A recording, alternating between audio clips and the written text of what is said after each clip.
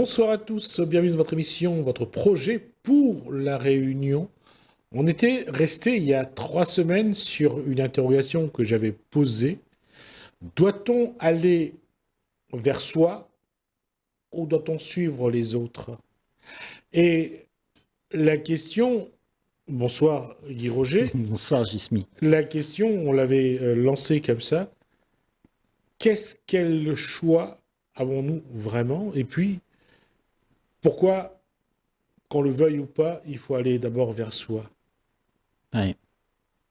Pourquoi l'individu a tant de mal? Pourquoi l'individu se laisse dissiper par l'ambiance, préfère suivre le groupe, mais il a du mal à se dire, à un moment ou à un autre, il faut quand même qu'il aille vers lui. Oui, parce que aller vers soi, c'est pas rassurant. Mais aller vers les autres, ce sont des promesses, les autres. Les autres, ils te promettent la belle vie. Ils te donnent une solution pour le vide que tu ressens. Ah, donc, tu as tendance à préférer la facilité. C'est que quelqu'un puisse te donner la solution, parce que tu n'as pas à chercher. En fait, on a des béquilles. Les autres sont des béquilles pour nous, parce qu'ils nous rassurent. Ça nous rassure d'avoir quelqu'un qui te dit « Ah, tiens, toi, tu es vraiment bien, je t'aime. » C'est rassurant. On est quelqu'un là, on prend de l'ampleur, on est en sécurité parce qu'il y a quelqu'un qui nous donne de la valeur. Tu vois? Alors que quand tu es face à toi-même, tu n'as plus toutes ces choses pour te soutenir. Tu es libre d'être indépendant, être en face de ce que tu es. Et ça, c'est beaucoup plus dur dans ce monde. Parce que tout ce monde t'a expliqué toute ta vie comment tu dois faire, comment tu dois te réagir, comment tu dois manger, comment tu dois dormir. Et tout le monde a son mot à dire et tout le monde ne sait pas. En fait, tout le monde croit qu'il sait et tout le monde dit à tout le monde comment faire, mais il n'y a personne qui sait. Donc, tu ferais mieux d'aller le chercher en toi. Parce qu'en toi, il y a quelque chose de inné. C'est la vérité, elle est là. Elle n'est pas dans ce que quelqu'un va te dire. Donc, quand tu sais qui tu es, ben, tu agis avec beaucoup de respect par rapport à toi-même. Tu ne te mens pas. Tu vis dans l'intégrité. Et en fait, tu as une autre façon de regarder les choses. Tu ne vois plus les choses comme le monde propose. Tu vois les choses depuis ce que tu es. Et ce que tu es, c'est quelque chose de sacré. Et c'est là j'allais dire, l'élément qui déclenche souvent des chemins de vie particuliers. Parce que l'individu refuse d'aller vers lui pour connaître sa vérité. Il s'engage souvent sur des chemins qui ne doit pas être le sien. Oui. Et il se perd souvent Oui. sur cette route. C'est vrai que ça, c'est important ce que tu dis, parce que on mentionne souvent le chemin de vie. Mais est-ce qu'on a un chemin de vie vraiment? Est-ce que il y a juste la vie qui est le chemin? Il n'y a pas un chemin pour quelqu'un. Il y a juste la vie qui est le chemin commun pour tous. Donc, quand tu dis j'ai mon chemin, ça veut dire que tu es identifié à quelque chose que tu veux atteindre, que tu veux gagner, que tu veux te faire valoir avec. Et là, tu te perds. Parce que tout ça, c'est rien d'autre que de l'illusion que tu te racontes. Tu te racontes une histoire que tu aimerais vivre. Et en fait, cette histoire devient tellement importante que tu veux le faire valoir. Et tu fais tout pour que cette histoire soit belle. Donc, tu joues ton rôle du mieux possible. Tu vois, tu gagnes de l'argent, tu as de la notoriété, tu te fais respecter. Et en fait, l'histoire dans laquelle que tu veux exister, ben, il devient beau. Et tout le monde te donne une tape sur l'épaule et te dit oui, c'est ça, c'est bien, tu as bien réussi. Mais en fait, tu es en train de te perdre parce qu'il n'y a pas de chemin. Le chemin, il n'existe pas de chemin vers la vérité. Il n'y a pas de protocole, il n'y a pas de méthode qui puisse t'emmener là. Il n'y a rien. Tu es voué à faire confiance en ce que tu es pour aller là. Et c'est sans doute le paradoxe. Souvent, la personne en qui on a moins confiance, apparemment, c'est soi. Oui, parce qu'on te fait perdre la confiance en toi. On te dit, toi, t'es pas au top, hein, tu connais rien, tu t'occupes des papillons et tu t'occupes des choses que nous, on te dit, c'est pas bien, il faut aller à l'école, travaille bien, tu auras une belle voiture. Donc tu perds confiance dans ce sacré que tu es. Et tu commences à faire vivre quelque chose que les gens attendent. Donc tu n'es plus toi-même, tu perds confiance dans ce sacré que tu es. Parce que ça, c'est justement la base sur laquelle la vie va se reposer. Si tu acceptes que tu es rien, que tu n'es pas celui que le monde attend, alors tu as beaucoup de force. Parce que tu es indépendant, tu es vrai, tu ne copies pas sur personne. C'est là que tu es intègre. Mais attendre que quelqu'un vienne nous sauver, ben on peut attendre longtemps, on sera toujours déçu. Et on sera toujours en quête de dépendance. Mais cette question-là, elle est beaucoup plus simple que ça. J'allais dire, dans la vie, heureusement ou malheureusement, personne ne peut nous sauver si ce n'est nous-mêmes. Bien sûr, bien sûr. C'est ça. On croit toujours. Bon, il y a eu des choses qui sont passées qui ont fait croire que ces choses sont vraies. Hein, je ne dis pas que ces choses sont fausses. Il y a eu des interventions, il y a eu des choses qui font que. Mais ça, c'est pour des cas particuliers. Mais de manière générale, si tu veux t'en sortir, ben, faut que tu te bouges. Oui. Il faut que tu ailles au front, il faut que tu ailles à te battre, il ne faut pas que tu attendes que ça t'arrive et que ça tombe dans le bec. Ben, en fait, le problème, c'est que comme on ne veut pas que ça arrive, on ne voit pas qu'est-ce qui arrive. Ça nous tombe dessus, tout simplement, et on ne sait pas quoi faire avec. Quand tu es inconscient de ce qui se passe, ça veut dire que tu n'es pas au courant de ce qui se passe, parce que tu es inconscient, tu ne veux pas le voir, tu te le caches à toi-même. C'est seulement quand tu acceptes de regarder les choses comme elles sont, celles que tu ne veux pas voir, juste accepte, accueille-la. Tu vas apprendre. Et si tu apprends ce que c'est, ben, tu deviens intelligent. Parce que tu ne te fais pas avoir par le leurre qu'il y a derrière. Toutes les appréhensions que tu as s'estompent. Donc tu vois les choses comme elles sont, tu ne te racontes pas d'histoire et tu sais comment réagir avec ce qu'il y a, pas avec toutes tes appréhensions. Tes appréhensions te font faire des choses qui sont inutiles. Et puis il y a une chose aussi qui est vraie dans notre monde, et on parle toujours du collectif. On parle de se serrer les coudes. On a cultivé cette notion d'être en groupe, d'être ensemble, de se soutenir mutuellement. On n'est jamais seul. Tu n'es jamais seul. On est avec toi. Sauf que il y a des moments, il peut y avoir des milliers de personnes autour de soi, mais on est seul. Oui. Ouais. Mais beaucoup, tu sais, quand tu regardes bien comment nous vivons, nous les humains, c'est qu'on s'emmure d'amour.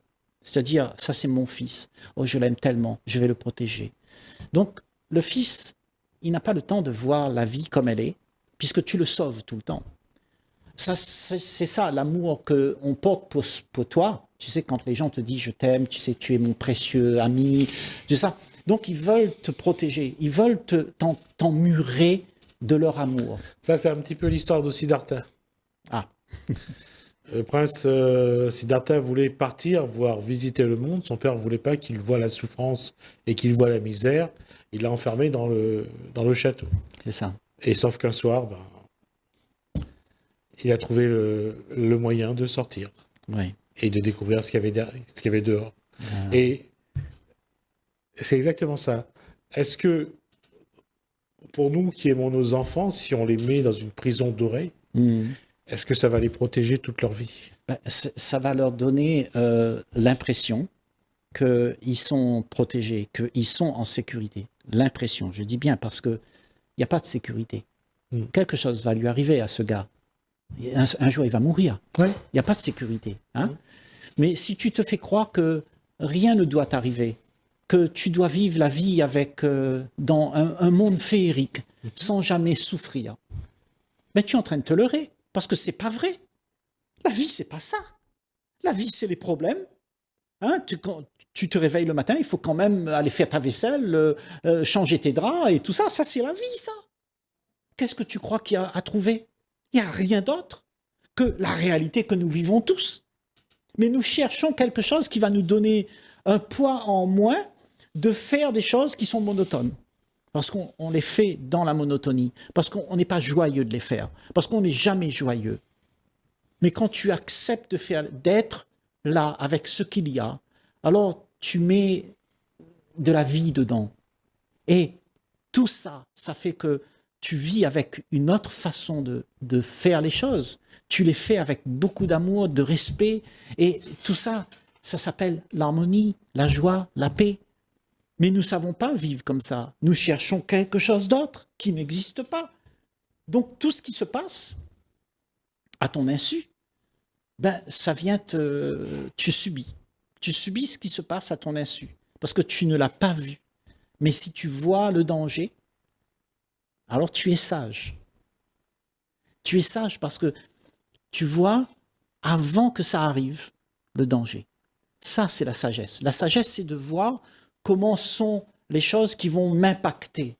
Comment ne pas faire de karma. Comment ne pas semer ce que je vais récolter. Tu vois? Et en fait, on est tout le temps en train de semer quelque chose qu'on ne veut pas récolter finalement. C'est toujours quelque chose de particulier. On récolte ce qu'on sème. Et dans notre trajectoire, Oui. notre chemin de vie, on fait quelque chose. Pas avec rancœur, méchanceté ou quoi que ce soit. On le fait parce que on trouve que c'est bien de le faire. Et c'est incroyable ce qu'on récolte au bout de... Oui. Parce que c'est fait inconsciemment. C'est fait inconsciemment. Le problème, c'est que nous faisons plein de choses parce que ça nous donne une satisfaction. On le fait dans l'euphorie parce qu'on aime bien s'amuser, on aime bien que les choses se passent avec gaieté, avec quelque chose qui m'anime, qui me fait me sortir de tout mon quotidien. On aime ça dans ce monde. On cherche l'amusement, on est tout le temps en train de chercher quelque chose pour se distraire parce qu'on ne sait pas rester en paix. Ou parce qu'on n'a pas envie d'être avec soi.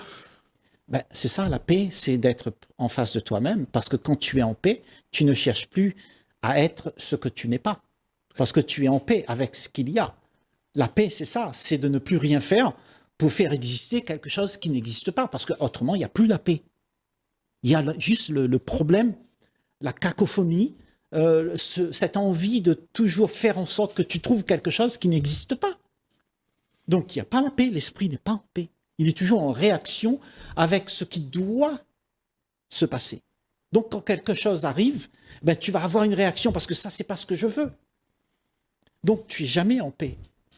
Donc, celui qui est en paix, quelle est la nature de celui qui est en paix? La nature de ce gars, cette femme, cet enfant qui ne réagit pas aux événements et qui accepte de voir les choses telles qu'elles sont, sans jouer dedans. Celui-là, il sait c'est quoi être en paix. Il sait c'est qui il est. Parce qu'à ce moment-là, tu n'es pas bouleversé par ce que tu te donnes d'être. La question, encore une fois, et je suis toujours dans cette tour de pratique, c'est le chemin vers soi. Et j'ai dit la dernière fois, Oui. Pourquoi on préfère aller vers les autres et avec les autres plutôt que d'aller vers soi. Oui. Et je reviens toujours à cette difficulté que nous avons de choisir un moment, de se dire, là, je dois aller vers moi, là, je dois essayer de comprendre ce que je suis, ce que j'attends, et ça, on ne le fait pas. Oui, parce que juste le fait de se poser cette question-là, il y a un tourment qui se fait. On est tourmenté. Parce que, en fait, on a tellement l'habitude d'être avec ce qu'on aime, on a l'habitude, tu vois, ça, c'est la répétition, c'est ce qu'on a. On a l'habitude d'être comme ça. Donc, quand il faut aller changer la situation pour aller voir ailleurs que dans les sentiers battus, eh bien, il y a une terrible mal-être là. Parce que personne ne veut quitter son confort. Là, on dit, là, il y a un gros problème. C'est vrai pour la plupart d'entre nous. C'est parce que on a peur de voir la réalité. Et la réalité, pourquoi on ne veut pas la voir? Parce que, en fait, ça te déstabilise dans tout ce que tu as construit. C'est-à-dire, tout ce que tu as construit, c'est ta petite vie, bien rangée, avec mon argent, ma voiture, mes affaires, ma famille, et le groupe que je suis avec, et tout ça, on s'entend bien, tout marche bien. C'est une société, il n'y a pas de problème dedans, tu vois, parce que tous les voyous sont mis en prison, et il n'y a plus de problème, tu vois. Et on aime ça, on veut vivre ça. Mais on est en train de vivre un leurre. Parce qu'il y a des voyous qui vont venir te déranger. Il y a des gens qui ne sont pas stables. Parce que la société qu'on a fait, a fait de l'instabilité dans nos vies. Et nous sommes instables. Nous ne sommes pas clairs. Nous ne sommes pas sains d'esprit. Nous sommes turbulinés par tout ce qu'on doit être pour pouvoir avoir le plaisir que la société nous propose. Et quand on a ce plaisir que la société nous propose, on est malheureux. Donc, justement, de réaliser que ça, c'est une futilité, c'est une illusion. C'est ça le problème avec nous, c'est qu'on ne veut pas réaliser qu'on est en train de se mentir à soi-même. Et quand tu as réalisé que tu te mentais à toi-même, eh bien, tout de suite, il y a quelque chose qui se débloque. Tu réalises que là, il y a la vérité, ok, au sein de toi-même, mais tout ce que tu te racontes, ça vient de là-bas. Donc, tu retournes vers toi naturellement, parce que c'est un pas naturel. L'homme a toujours été cela. Il était lui-même. Il ne peut pas être autre chose que lui-même. Tout ce que tu te racontes, c'est une illusion. Bon, le jour où tu as réalisé que tu te racontes des histoires, ben, tu tombes des nues. Parce que tu te transformes. Et puis, à ce moment-là, peut-être que tu n'as plus d'amis. Parce que les gens vont fuir une telle personne qui ne s'occupe plus d'eux. Parce que les gens attendent que tu t'occupes d'eux. Parce qu'ils veulent être celui qui est chouchouté, adoré par toi. Avec toi, ils te prennent ton énergie pour qu'eux, ils puissent être heureux dans leur misère. C'est ça notre problème. Et quand on regarde comment le pouvoir mondial met tout le monde sous cloche, et ça marche. Ouais. Comment, j'allais dire, s'émanciper de ça? Comment se dire qu'on va essayer de sortir de ce groupe et de faire son chemin tout seul, là? Tu ne peux pas sortir de ça parce que tu es cela. Donc, il faut que cela cesse d'être. Tu es le système. D'accord. Tu représentes le système là-bas. Tu sais, tous ces groupes qui sont en haut là, ça a été fait à partir de moi. Parce que j'ai mis dans le monde le désir d'avoir du plaisir, d'avoir de la richesse, d'avoir une position au-dessus des autres. En fait, ce que tu vois à l'extérieur de toi, c'est le résultat de tout ce que tu as toujours fait. C'est le résultat. On est dans un résultat. Mais on ne veut pas l'accepter. Parce qu'on dit ça, c'est mal aimé de tout le monde. Tout le monde reproche ça. Hein? Parce que c'est de la corruption, c'est quelque chose qui est un mensonge par rapport à la vérité. Donc, tout le monde fuit ça. On ne veut pas le voir. Mais le jour où tu acceptes que tu es cela, ben tu cesses d'être cela. Tu t'émancipes de tout ce que tu as appris, de tout ce que tu es, pour être libéré de ce que tu es devenu. Alors, ça, ce sera le sujet de la prochaine rencontre. On va l'ouvrir là. C'est à partir du moment qu'on accepte de n'être plus ce que l'on est. Et il se pose deux questions.